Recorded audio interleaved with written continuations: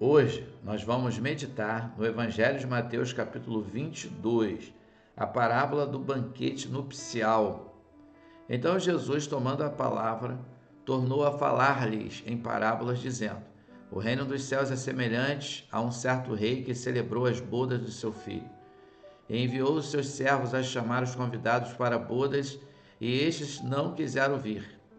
Depois enviou outros servos, dizendo: Dizei aos convidados: Eis que tenho o meu jantar preparado, os meus bois e cevados já mortos, e tudo já pronto, vinde às bodas.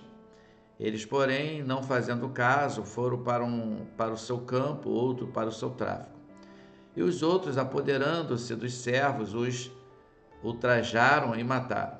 E o rei, tendo notícia disto, encolerizou-se e, enviando os seus exércitos, destruiu aqueles homicidas e incendiou a sua cidade. Então diz aos servos: As bodas, na verdade, estão preparadas, mas os convidados não eram dignos. E depois as saídas dos caminhos, e convidai para as bodas a todos os que encontrardes. E os servos, saindo pelos caminhos, ajuntaram todos quantos encontraram, tanto maus como bons, e a festa nupcial foi cheia de convidados. E o rei, entrando para ver os convidados, viu ali um homem que não estava trajado com veste de núpcias.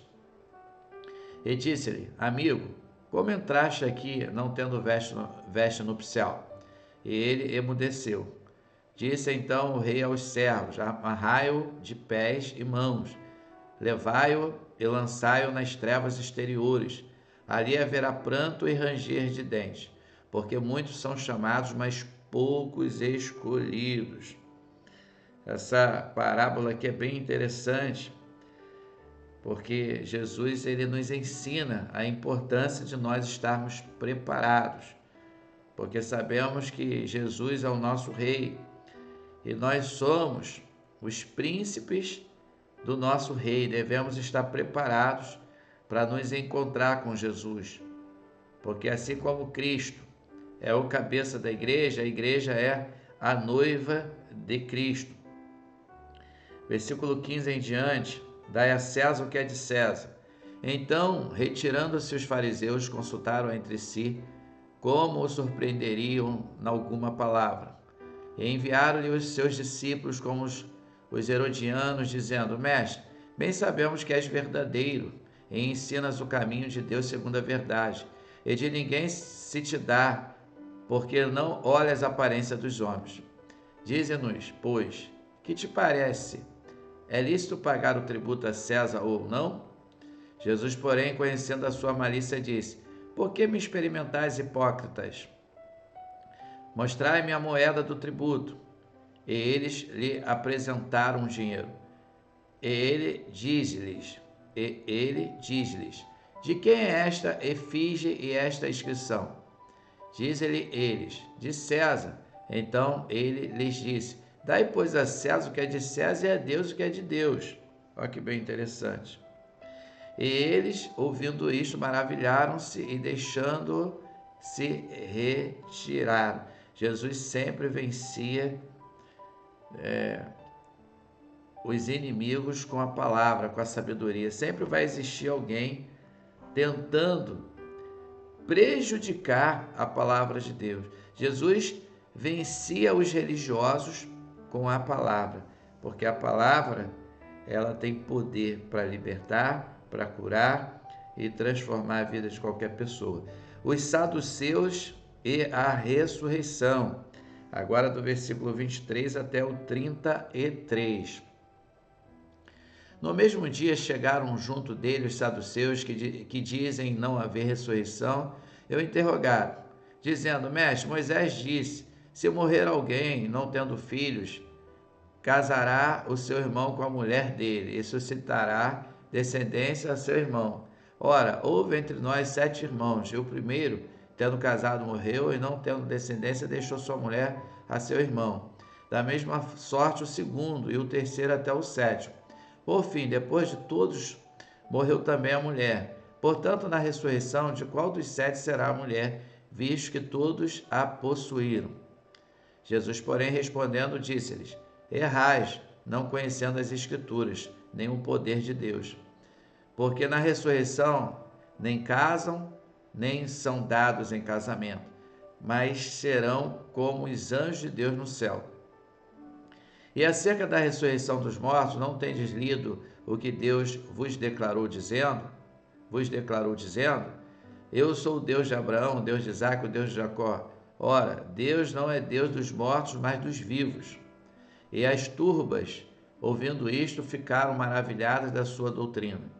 E os fariseus, ouvindo que ele fizera emudecer os saduceus, reuniram-se no mesmo lugar. Jesus outra vez dando uma aula da palavra, porque Jesus era a própria palavra revelada. Não se vence o mal com o mal, mas o mal com o bem. Toda árvore boa dá fruto bom, não pode árvore boa dar fruto ruim. Do versículo 35, do 34 em diante, ali até o 34, vai falar que o amor, vai falar o maior dos mandamentos. Então, do 34 em diante. O 34 já li, vamos seguir do 35 em diante. E um deles, doutor da lei, interrogou para experimentar, dizendo: Mestre, qual é o grande mandamento na lei? E Jesus disse-lhe: Amarás o Senhor teu Deus de todo o teu coração, de toda a tua alma, de todo o teu pensamento. Este é o primeiro grande mandamento. E o segundo, semelhante a este, amarás o teu próximo como a ti mesmo. Destes dois mandamentos dependem toda a lei e os profetas. Olha que interessante. Então, Jesus está destacando que os dois mandamentos que ele acabou de falar, amar a Deus acima de todas as coisas, teu próximo como a ti mesmo, está linkado aos 10 mandamentos. Ele está dizendo aqui, destes dois mandamentos dependem toda a lei e os profetas. Então, os dois mandamentos, amar a Deus acima de todas as coisas, o teu próximo como a ti mesmo, aqui está resumindo, né? Já está representando os 10 mandamentos. Se ama a Deus, ama o teu próximo, já está cumprindo aí com os mandamentos do Senhor. O próprio Jesus veio para cumprir a lei, porque Jesus era judeu, e a nação judaica pertence à classe de filho eleito, Israel, nação eleita. Do 41 até o 46, Jesus é o Senhor de Davi. Vamos ler. E estando reunidos os fariseus, interrogou-os Jesus, dizendo: Que pensais vós do Cristo? De quem é filho? Eles disseram-lhe: De Davi. Disse-lhes ele: Como é então que Davi em espírito lhe chama Senhor, dizendo? Deixa eu repetir a leitura. Disse-lhes ele: Como é então que Davi em espírito lhe chama Senhor, dizendo? Disse o Senhor ao meu Senhor: Assenta-te à minha direita, até que eu ponha os teus inimigos por escabelo de teus pés. Se Davi, pois, lhe chama Senhor, como é o seu filho? E ninguém podia responder-lhe uma palavra, nem desde aquele dia ousou mais alguém interrogá-lo. Jesus o tempo todo ensinando, porque Jesus, quando a gente lê lá sobre a genealogia de Jesus no Evangelho de Mateus, ali vem da descendência vindo lá de Abraão. Quando a gente lê em Lucas, é a ascendência vindo lá de Adão. Então, Jesus, ele destaca aqui no versículo 43, vou ler de novo, ele fala assim: Como é então que Davi em espírito lhe chama Senhor, dizendo? Jesus é muito maior do que Davi. Davi era segundo o coração de Deus, na linhagem sacerdotal, na linhagem de Davi, vindo lá desde o tempo, tá?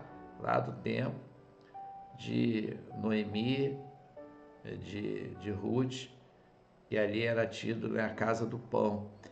Se a gente pegar lá de trás, a gente vai conhecer toda a história, pegando toda a raiz, toda a descendência. É muito bom estar meditando na palavra de Deus. Tenho certeza que Deus, ele é tremendo, ele é poderoso. Que esse momento com a palavra possa ficar marcado no teu coração. Que Deus te abençoe rica e abundantemente.